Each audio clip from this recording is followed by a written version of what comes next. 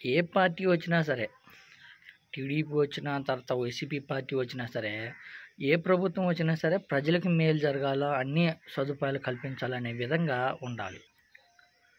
వసతులు కల్పించే విధంగా ఉండాల. కానీ గత ప్రభుత్వంలో వైఎస్ జగన్మోహన్ రెడ్డి గారు వచ్చినప్పుడు గవర్నమెంట్ స్కూల్లో చదివే పిల్లలకి ప్రతి ఒక్కటి మౌలిక సదుపాయాలు కల్పించారు. ఏదైతే స్కూల్ బుక్స్ కానియండి, తినే ఫుడ్ కానివ్వండి, చాలా అంటే చాలా క్వాలిటీగా అందించి ఏ ఇబ్బంది లేకుండా మంచిగా చదువుకోవాలా, ఉన్నత స్థితికి వెళ్ళాలా, చదువు ఉంటే చాలు పిల్లల భవిష్యత్తు బాగుంటుందనే విధంగా జగన్మోహన్ రెడ్డి గారి ప్రభుత్వంలో 5 సంవత్సరాలు అద్భుతంగా అంటే అద్భుతంగా కొనసాగించారు.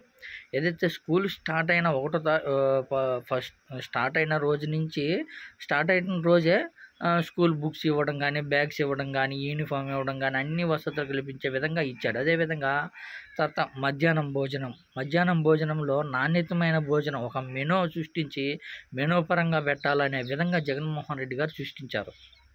తర్వాత స్కూల్లో కూర్చోడానికి కానీ వసతిగా పైన సీలింగ్ ఫ్యాన్స్ కానీ, బయట బాత్రూమ్కి వెళ్ళడానికి బాత్రూమ్ల వసతి కానీ, మినరల్ వాటర్ ప్లాంట్లు కట్టించడంలో కానీ చాలా అంటే చాలా విశాలంగా అద్భుతంగా సృష్టించారు.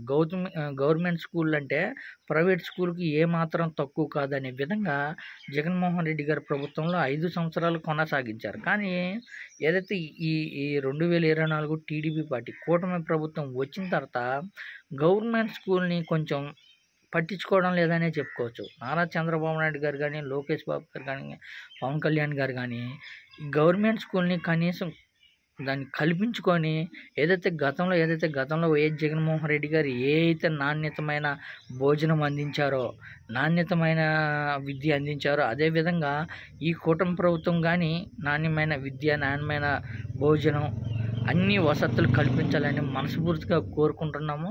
ప్రతి ఒక్క బడుగు బలహీన వర్గాలు ఏదైతే గవర్నమెంట్ స్కూల్కి వెళ్తున్నారో వాళ్ళకి అన్ని సౌకర్యాలు ఉండే విధంగా కోరుకుంటున్నాం.